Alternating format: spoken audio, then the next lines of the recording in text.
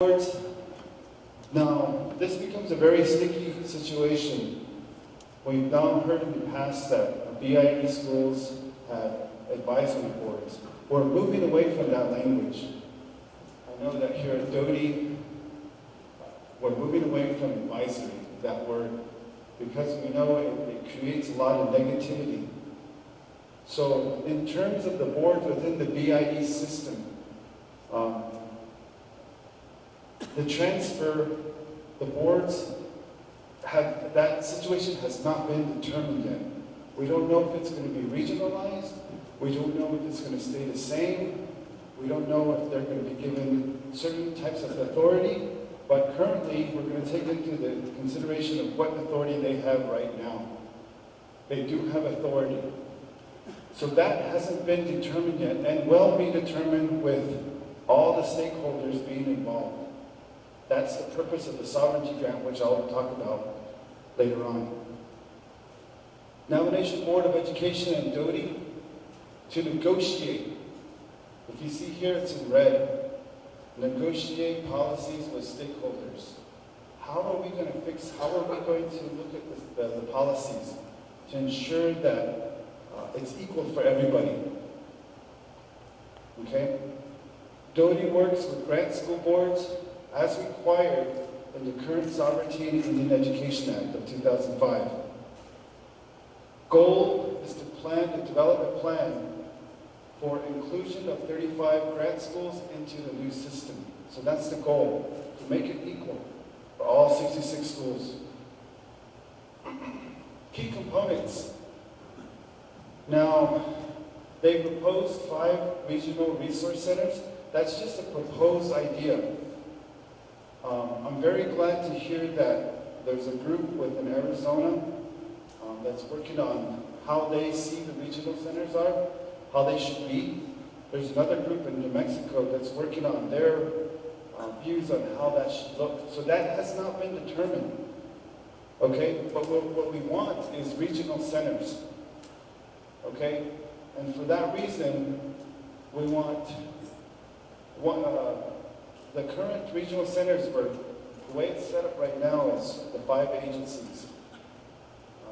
That's currently in place. That's Tuba City, Chinle, Wind Rock, Shiprock, and Crown Point. We could utilize those facilities. Otherwise, they're just going to be sitting with nobody in it. So we can utilize those buildings.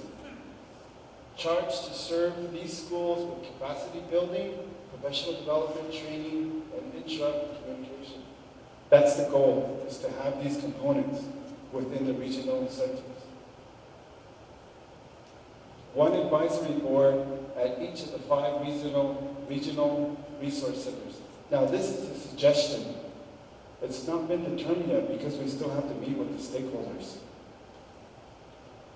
Or we can compose of 1 community representative from each local policy council, which will meet monthly to guide the function of regional capacity building services. Now we all know what the current school boards are. Let me talk to you about what we think the local policy council should be. That's the slide here. This will consist of 2 community leaders, a principal, business manager, and a lead teacher. Or we can just leave it the same as the way it's done right now with school boards. So this is just an idea. And the reason for that is that we need somebody that's familiar with the curriculum, we need somebody that's familiar with the operation of the school, how to manage the school. So all these things need to be considered so that schools run safely and productively. We just have to consider all these things. These bodies provide local governance, communication, and school policy protocol. That's going to be their primary responsibility, whichever it may be. I'm going to move over to finance.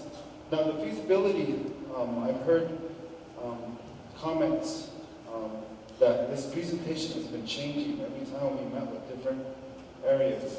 Well, that's because it's a working document.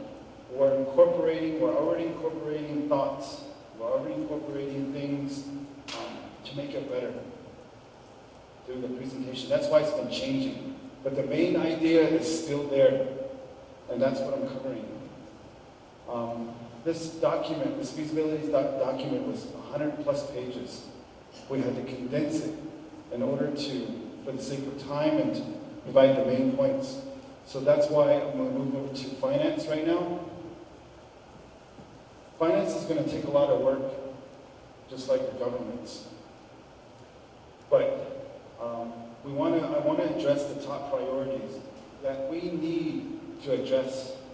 When I say we, meaning everyone, all the stakeholders, okay, that involved within the schools.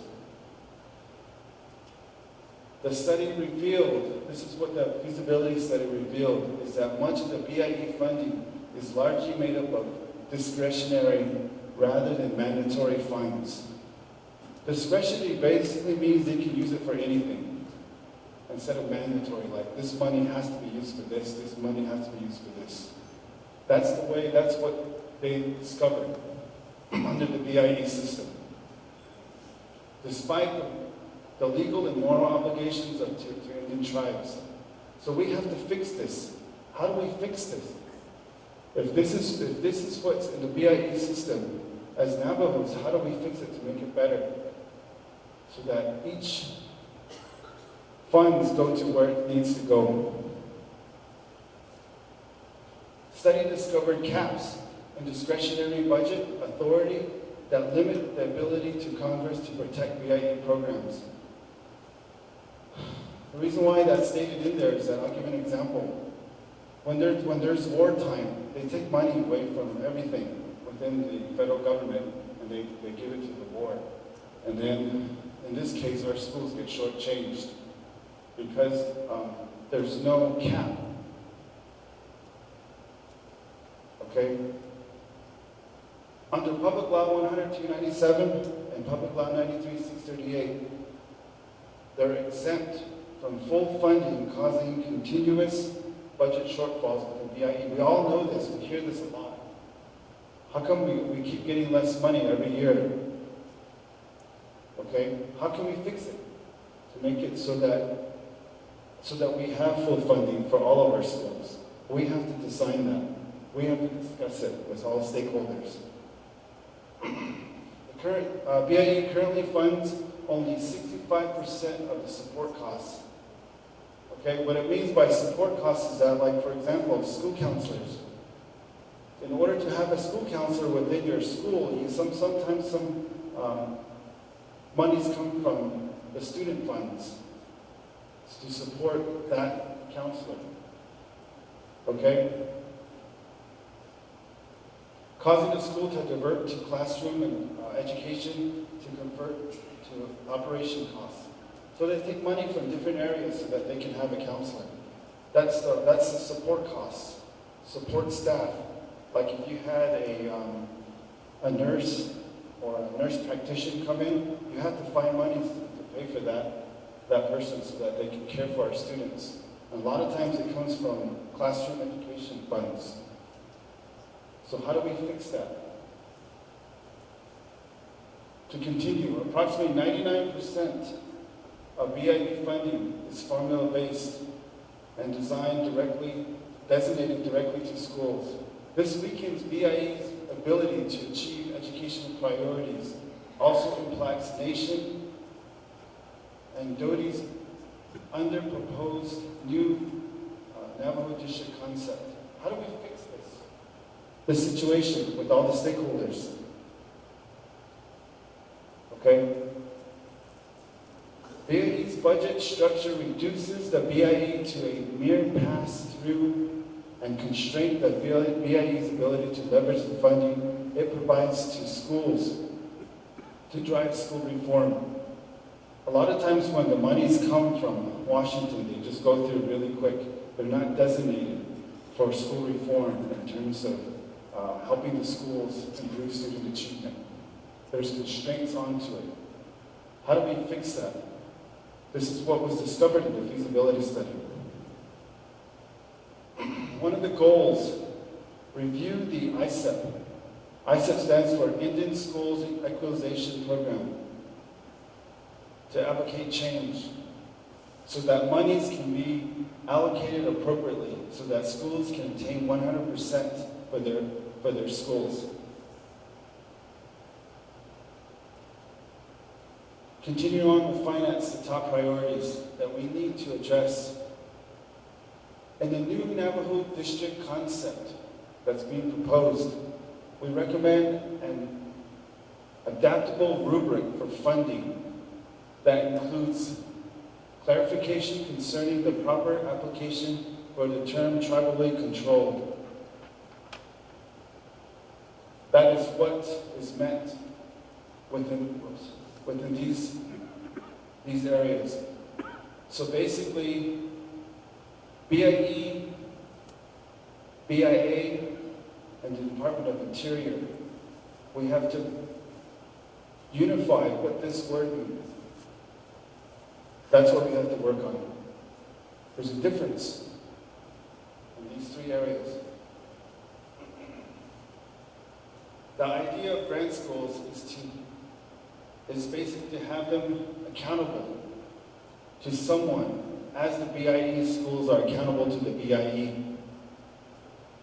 Under the new Navajo district system, it will be the Navajo Nation or DODE to become the accountability agent. There has to be a person that's accountable for curriculum, for human resources, for finance, and so forth. There has to be an accountability agent. Okay, another one of the goals is the rubric for funding must include fixed predictable costs. Fixed predictable costs is like personnel, things that are already in place. Like what should the salaries be for all our employees? As well as less predictable costs, that's like for maintenance, for repairing the school, and so forth. We have to develop a rubric. That's one of the goals.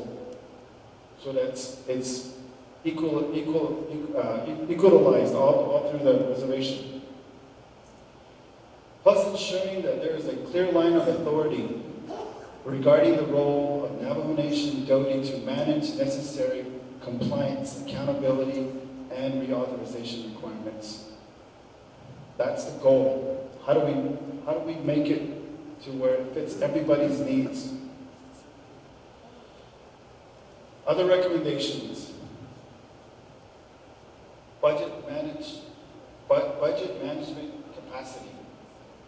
New technology upgrades and well-trained personnel.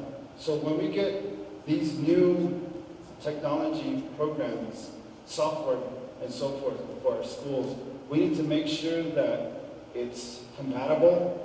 We need to make sure that each of our personnel members within the school are well-trained. Accountability capacities. Emphasize on improving academic performance. Accreditation. Meet Navajo Nation Title 10 under the areas of Navajo language and culture. NACIS. Okay? Building a student information system so that we can house all this information. School improvement. Emphasize on the most needy schools